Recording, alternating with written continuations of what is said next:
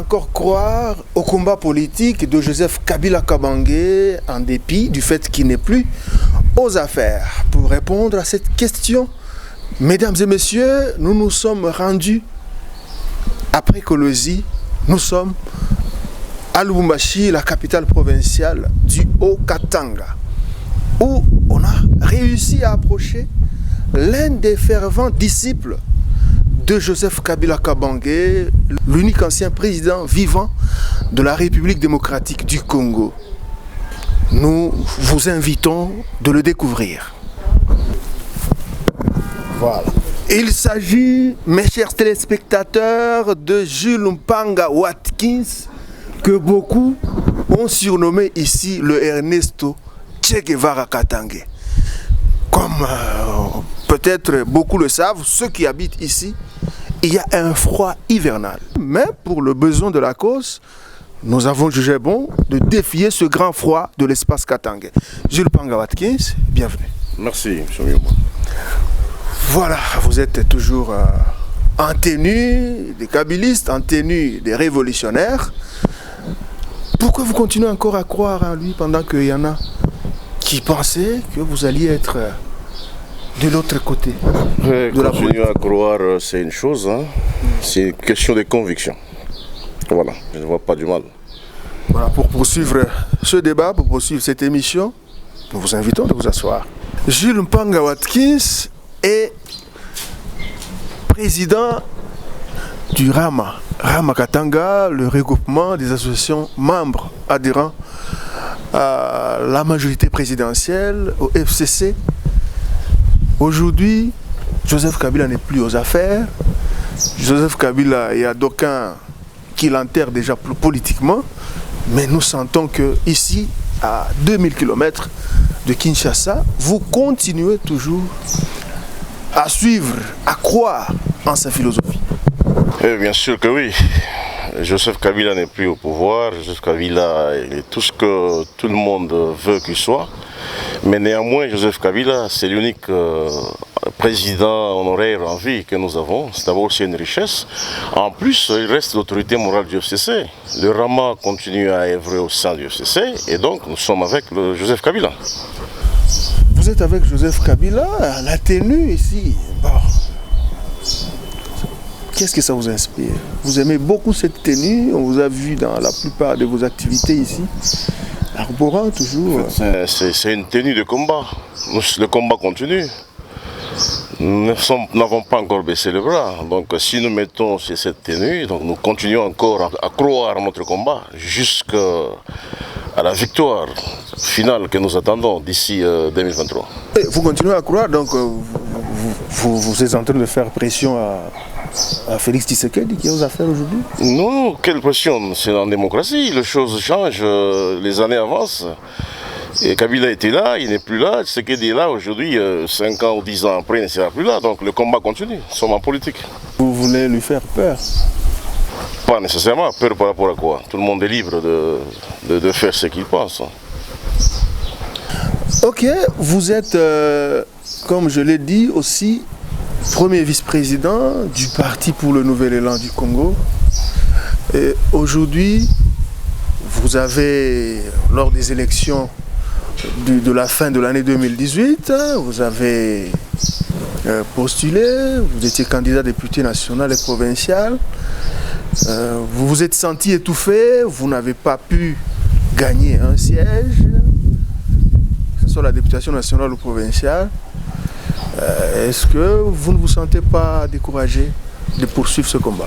Pas du tout. Pas du tout. Dans chaque marche, il y a toujours le haut et le bas. Et je ne pense pas, ou je ne crois pas dans un échec. Le fait qu'il y a eu cette tempête, je voudrais vraiment utiliser la même tempête pour que ça puisse nous amener, n'est-ce pas, à aller plus haut.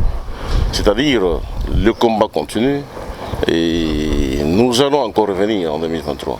Il y a eu ce qu'il y a eu, bon, ça ne va pas la peine. Ça ne vaut pas la peine qu'on puisse dire sur ce soir-là. Il y a beaucoup d'analystes qui vous voient déjà que vous avez baissé les bras et on vous connaît comme quelqu'un qui organisait chaque mois, chaque semaine, des grandes activités à Lubumbashi et dans différents coins de l'espace katangais, en appui à la philosophie, au combat politique de Joseph Kabila. Vous avez baissé les bras, vous ne le faites plus. Qu'est-ce qui explique ce temps mort? Oui, c'est une trêve. Dans toute marche, dans tout combat, il arrive toujours un moment où on se repose un peu. Baisser les bras, c'est une chose, mais je ne crois pas à baisser les bras. Parce que nous avons eu à passer tout un temps de tension par rapport aux élections, par rapport à tout ce qu'il y a eu comme problème au pays.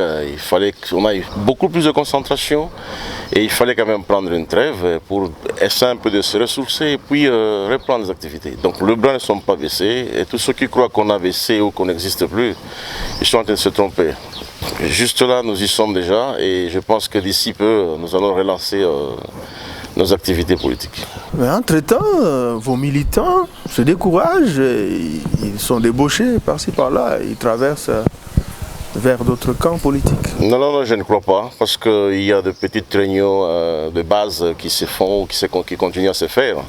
C'est vrai qu'il n'y a pas de grandes manifestations par rapport aux fêtes publiques, mais en interne, nous continuons à travailler. Pourquoi vous croyez toujours dur comme fer en Joseph Kabila? Pourquoi? Je ne vois pas le mal en lui. Qu'est-ce qui a fait que vous puissiez le suivre jusque maintenant? C'est parce que c'est un monsieur correct. Je ne vois pas le mal en lui. Le plus grand problème, il est d'abord question de conviction. Suivre quelqu'un, c'est une conviction.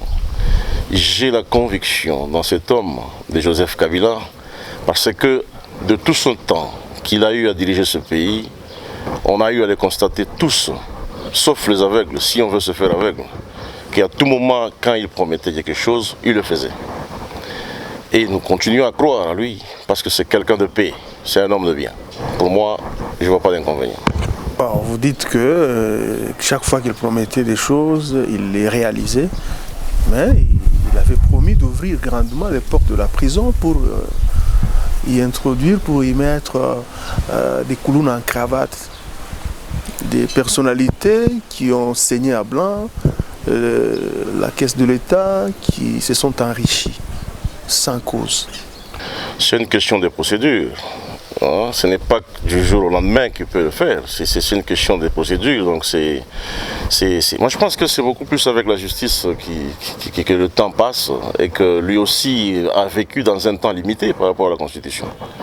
C'est peut-être qu'un projet qui était sur la table, parce qu'on a eu la liste avec l'ex-conseiller du président honoraire, Luzolo Bambi, qui avait d'ailleurs fait sortir quelques noms. Et bon voilà, le temps par rapport à la Constitution était arrivé, qu'il était question d'aller aux élections et que le président Joseph était parti. Mais si peut-être qu'il aurait encore plus de temps, je crois qu'il le ferait. Mais c'est pas perdu. Donc vous prédisez déjà son retour? Je ne prédis pas son retour. Je dis s'il pouvait encore avoir plus de temps par rapport au temps passé, donc par rapport qu'il était encore aux affaires. Parce que le temps venait déjà d'arriver où il était obligé de quitter par rapport aux élections, par rapport à la Constitution. Jules Mpanga Watkins, plusieurs jeunes, plusieurs militants de vos organisations tant politiques que de la société civile vous appellent, comme je l'ai évoqué d'entrée de jeu, le Ernesto Che Guevara Katangais. C'est-à-dire quoi? Ce ne sont pas des fanatiques là qui vous surnomment les autres parce que vous leur donnez des billets de banque? Nous ne sommes pas au stade de billets de banque. Tu sais que dans cet homme, dans ces surnoms-là, il retrouve la révolution de la jeunesse, tout simplement. Parce que j'ai eu à mener ce mouvement des jeunes, j'ai eu à diriger en dehors de la politique, en dehors de Rama, plusieurs mouvements de jeunes. Donc il connaît en qui ils ont confiance, il connaît en qui ils retrouvent cette révolution mentale, s'il faut le dire. C'est ainsi qu'ils ont mieux trouvé par rapport à l'histoire d'Ernesto de surnommer Ernesto Che Guevara. C'est pas un nom qui est venu de moi. Révolution mentale, ce n'est pas une façon de le dire juste pour endormir l'opinion. Nous sommes dans une province qui est tout le temps secoué, tout le temps menacé par la milice ou le groupe armé qu'on appelle les Bakata Katanga, qui tiennent à amputer le Katanga, à amputer la RDC du Katanga, de cette province. Oui, je pense que c'est un combat qui a toujours été, en fait, que nous avons trouvé. Les Bakata Katanga n'ont pas commencé aujourd'hui. Mais avec la jeunesse, les questions d'éducation, de révolutionner un peu ce mental, parce que les Bakata Katanga que nous avons, par rapport à l'histoire, ils n'ont pas l'âge de l'histoire. Si vous le voyez, par moment, quand ils sont arrêtés, ce sont des jeunes. Mais je pense qu'il est question de consolider, de mettre tout le monde ensemble et de chercher les voies et moyens de répondre à leurs revendications. Je ne crois pas dans cette histoire de choses de Bakata Katanga arriver jusqu'à enlever le Katanga de la RDC, comme tu viens de le dire. Mais il est question de donner une éducation dans la jeunesse, d'occuper les espaces vides de la jeunesse, d'occuper la jeunesse, parce qu'au jour d'aujourd'hui, la jeunesse se voit victime. Raison pour laquelle ils sont manipulés de gauche à droite, moyennant, je ne sais pas, quelque chose ou quelques promesses qui n'arriveront jamais. Finalement, qu'est-ce qu'il faut? Parce que de temps en temps, ça prend de l'ampleur. Quand vous quittez Lubumbashi vers Kolwezi, Likasi, vers Kamina, il y a des drapeaux de l'ancien État du Katanga qui sont élevés par-ci par-là. Finalement, qu'est-ce qu'il faut? Alors, je pense qu'il faut un dialogue, il faut un dialogue katangais. Nous avons de notables katangais, nous avons de grandes personnalités katangaises. Moi, je pense qu'il revient à ceux qui ont la responsabilité de la chose publique entre leurs mains, de s'y pencher, de créer un dialogue avec tous ceux qui sont, en fait, que je viens de dire ici, de manière à trouver des voies et moyens pour éradiquer ces mouvements-là. Parce que nous avons beaucoup qui sont mécontents, nous avons des aigris par rapport chacun, par rapport à ses attentes ou à ses convictions. Mais le plus grand problème, c'est qu'on peut tout le monde, le linge sale, c'est la famille. Je pense que le fait des Bakata Katanga, c'est un fait qui vient d'un mécontentement quelconque. Par moment peut-être, oui, la richesse mal partagée peut-être. Le plus grand problème, c'est de parler de ceux qui ont la responsabilité de convoquer les personnalités, les notables katangais, de manière à ce qu'il y ait dialogue entre katangais. Et de ce fait, je pense qu'on peut trouver des solutions pour relever ce phénomène Bakata Katanga. Pour revenir à la personnalité, on a un autre sujet principal. Pourquoi croire encore en Joseph Kabila, en dépit du fait qu'il n'est plus aux affaires?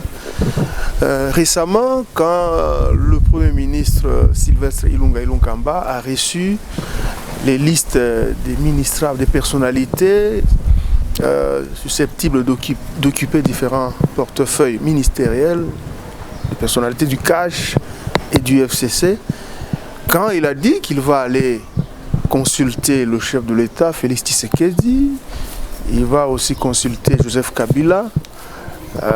Beaucoup de gens l'ont taxé d'être géré par 2 maîtres.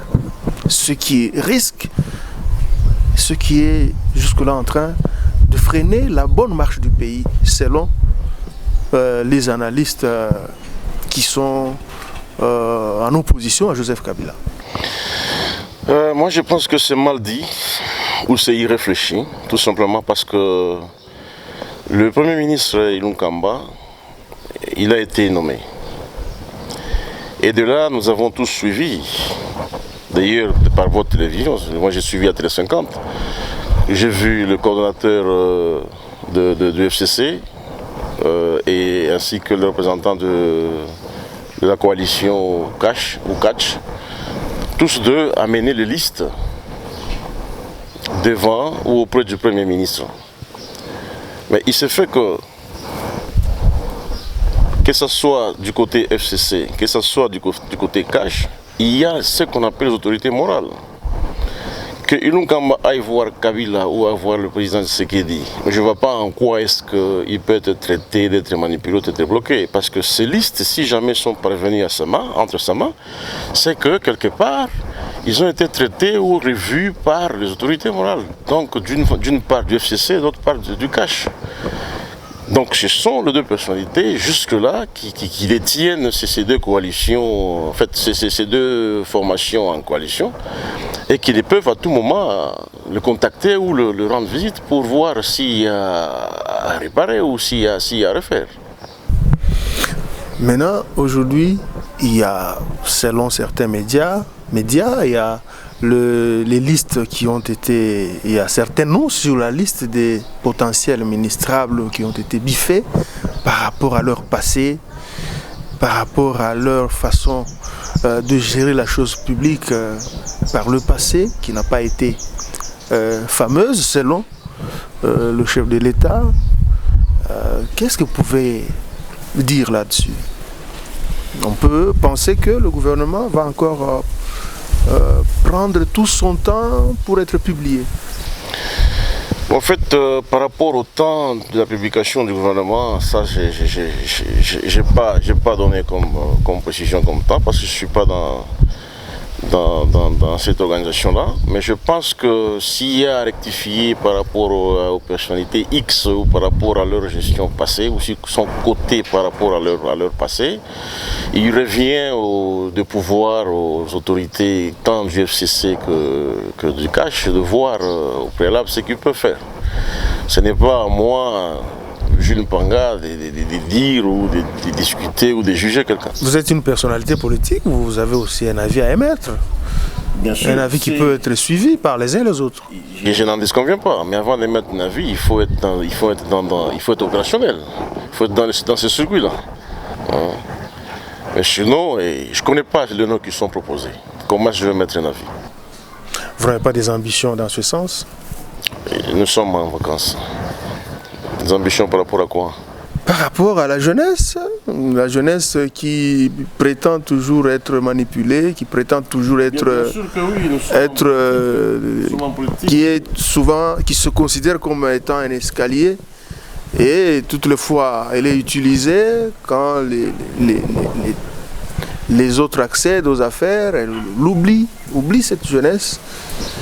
Vous n'avez pas un appel que vous pouvez lancer à l'endroit des décideurs au sommet de l'État et aussi au niveau du FCC pour que cette jeunesse soit prise en compte? Je pense que l'appel a déjà été lancé plusieurs fois par rapport à la jeunesse. Nous avons tant décrié sur le renouvellement de la classe politique.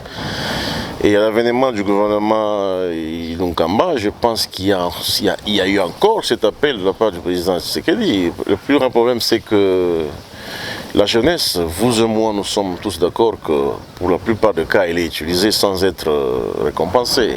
Et par moments, elle se retrouve même oubliée. Il faut attendre de moments de tension, de moments chauds pour revenir à cette même jeunesse. Là, je suis d'accord avec vous, mais s'il y a un message à lancer auprès des autorités qui nous écoutent à ces temps-ci, moi je pense que c'est peut-être de revoir aussi le rajeunissement de la classe politique. De voir aussi le potentiel qui est dans cette jeunesse politique, que ce soit du côté FCC, que ce soit du côté CACH, de manière à repositionner au moins certains visages. Vous avez suivi en même temps que tous les Congolais les secousses qui sont enregistrées au niveau du FCC avec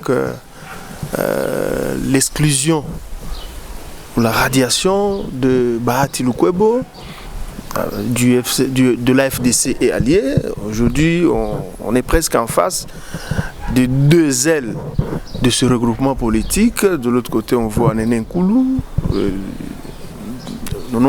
d'une part, et d'autre part, on voit Bahati Lukwebo.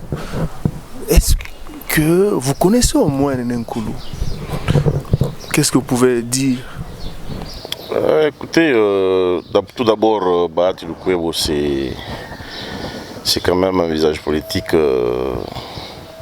très respecté dans notre République, en fait en Congo, moi je ne sais, dans notre pays. Je ne sais pas qu'est-ce qu'il a eu pour qu'il puisse avoir de telles réactions, mais néanmoins c'est déjà consommé, c'est déjà arrivé.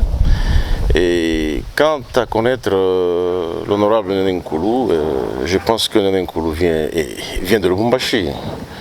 Hein, et avant que moi je puisse connaître Néné Nkoulou FDC, Néné Nkoulou Furama. Donc j'ai eu à les diriger. Ouais. Comment voyez-vous la démarche qu'elle mène? Certains considèrent qu'elle est dans la phase de trahir, de trahison à l'endroit de la personnalité qu'il a approchée en politique, Bahati Lukwebo. Je ne pense pas qu'il y a question de trahison. C'est une question de choix et question de conviction. Nous sommes en politique. Hein. Néné, je pense qu'il a cru en Joseph Kabila. C'est la raison pour laquelle il a choisi son camp. Quant à la trahison par rapport à l'AFDC, je ne vois pas. C'est dans un parti qu'il a adhéré qu'elle pouvait de toute liberté sortir, partir. C'est comme si elle démissionnait. Si elle peut démissionner du parti ou qu'elle peut partir, je ne vois pas une trahison par rapport à ça. Il a fait son choix. Il a eu à avoir ses convictions dans Joseph Kabila. Eh bien, qu'elle reste. Elle reste dans Joseph. Que dire de ceux qui pensent qu'il y a fissure? Depuis le départ de Bahati, il y a une fissure observée au sein de votre regroupement, au sein de votre famille politique, le Front commun pour le Congo. Je pense que le Front commun a toujours été une machine, une très grande machine à broyer, comme on le dit toujours. Et je ne vois pas de fissures. Vous savez qu'il y a eu adhésion de regroupement, il y a eu adhésion de personnalités au sein du FCC et c'était libre. Chacun était libre d'adhérer, chacun est libre de partir comme il veut. Mais parler de fissures au sein du FCC, c'est une fausse affaire. Le FCC reste encore soudé et nous y croyons. Voilà, vous y croyez. Peut-être pour terminer, vous êtes parmi les grands téléspectateurs de Télé 50. Avez-vous un mot à adresser à son directeur général et à tout le personnel qui fait le travail au sein de cet Espace 50? Oui, beaucoup de courage parce que Espace 50 c'est pas n'importe quoi, hein, c'est pas n'importe quelle chaîne. Beaucoup de courage à tous ceux qui y travaillent et beaucoup plus de courage à Jean-Marie Kassamba, hein, qui j'ai eu à rencontrer en passant à Kinshasa la dernière fois que j'ai été à l'hôtel Memling. Je crois que nous sommes là, nous le suivons de loin, à 2000 km, mais nous continuons aussi à l'appuyer. Nous sommes au courant de tout ce qui s'est passé au niveau de T50 à un certain moment, et bon voilà, nous sommes en train de l'appuyer. Donc courage à lui, courage à vous tous et courage à tous les personnels. Voilà, nous voici arrivés à la fin du numéro de l'invité, de votre magazine L'invité d'aujourd'hui, qui nous a amenés jusqu'à Lubumbashi dans la province du Haut-Katanga, où on a pu avoir une personnalité bien connue, Jules Mpanga Watkins, qui est patron de Rama Katanga, premier vice-président du PANECO, parti cher à Bernard Kayumba, ici au Katanga. Nous avons voulu tutoyer le froid presque hivernal. Je vous fixe rendez-vous prochainement, peut-être dans une autre province. Au revoir.